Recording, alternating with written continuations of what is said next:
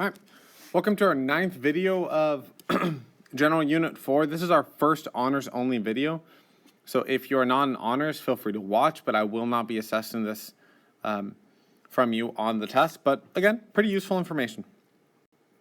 So the biggest thing that we care about in thermodynamics is whether a reaction is spontaneous or not. I know it may not seem like it, but that's really our concern. A spontaneous reaction is a thermodynamically favored reaction, meaning energy is kind of in its favor, that will proceed to the end with little to no assistance to begin it. For example, avalanches. You really don't need much to start an avalanche. You just kind of let it go and it will go on its own. Yeah, sometimes you need to yell or, tip over something, but they also just happen every now and then due to gravity. They're basically spontaneous. You don't need to work really hard to get them to go.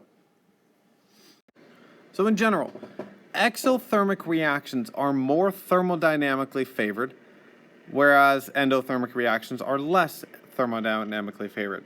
Now this should make sense. Something that produces its own energy, something that produces its own energy, this is exothermic, it starts off high, uses up its energy and ends up less, should be easier to start than something that needs energy. It says that this thing's not going to really do anything until you add a ton of energy. However, that's not really enough to determine if something's spontaneous or not. For example, you can raise the temperature up crazy high, and now you've got plenty of energy to react. So now endothermic reactions are going to react the same way. So that's not quite enough to figure out spontaneity. So another concept we can look at is entropy, which is denoted by S. Now this is a measure of the disorder of a system. Now, for example, over here, we have a ball that's really close together.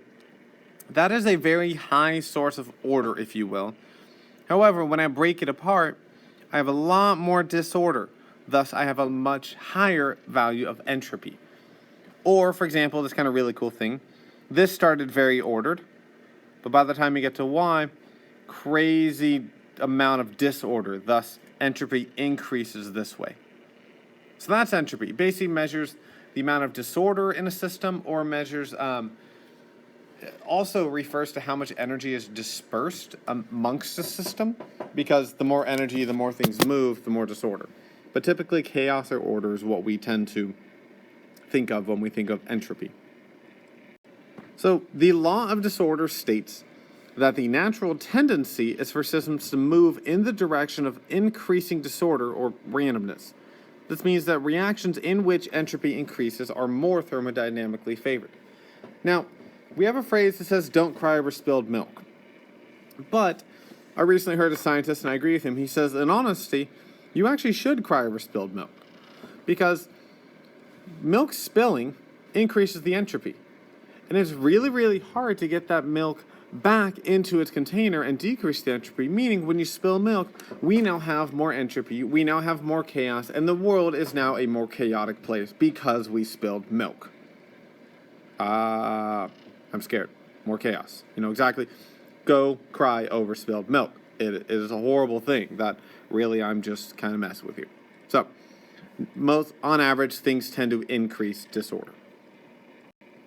So, entropy commonly will increase in the following situations.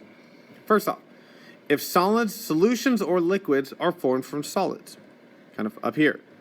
If ice is a lot easier to handle than water, which is much easier to handle than gas.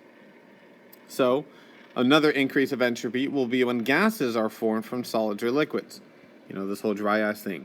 Much easier to deal with just the dry ice than the actual fog or the foam. It's just harder to deal with.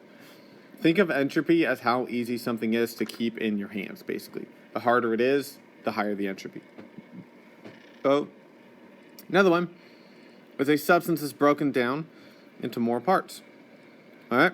This thing, you got this creepy little thing. You got a lot more entropy when you break that down into sections. Typically, this is more when compounds decompose. You have more entropy. Also, when the total number of molecules increases, this is referring to basically the total number of coefficients, so you can add them up and see if it increases. But over here, we simply have more stuff, that means more entropy. And then lastly, as you increase temperature, That means you're shoving more energy into it, which increases things moving, which means more entropy. All right. And it can also be assumed that the opposite of those situations will, at least in general, decrease our entropy. All right. So, which system in each example below has the lower entropy? I'm actually going to pause. I know I haven't done any example, but I want you guys to see if you can get all these. Figure out which ones have more. Take a few minutes, work on that, come back. All right, welcome back. So, if we have 50 ml of liquid water and we have 50 ml of ice, well, ice is basically solid water. Liquid water is liquid water. That means we know that liquids have more entropy than solids. Thus, since we're looking actually for lower entropy, hopefully you noticed that, the lowest entropy of this would be 50 ml of ice. For the next one, 10 grams of sodium chloride crystals, meaning solid, or a solution containing 10 grams of sodium chloride. So same amount. However, one is solid, one is a solution. Solutions have more entropy. That means that just solid crystals will have less entropy. All right, last one. Solid calcium carbonate or its components, so either solid calcium carbonate or its components, calcium oxide as a solid and carbon dioxide gas, after calcium carbonate is decomposed. Now this is a bit weird, so let me kind of write the equation. Calcium carbonate as a solid, or its components, calcium oxide as a solid, and carbon dioxide gas after it's decomposed. All right, so let's think about this. We have one compound as a solid. We have two compounds. One's a gas. That means we've gone from solid to gas. We've gone from one molecule to two molecules. We've also broken down components. Definitely more entropy is going to be solid calcium carbonate. Well, there you go. That's entropy. You're not actually going to do much calculation with entropy values like we did with delta H.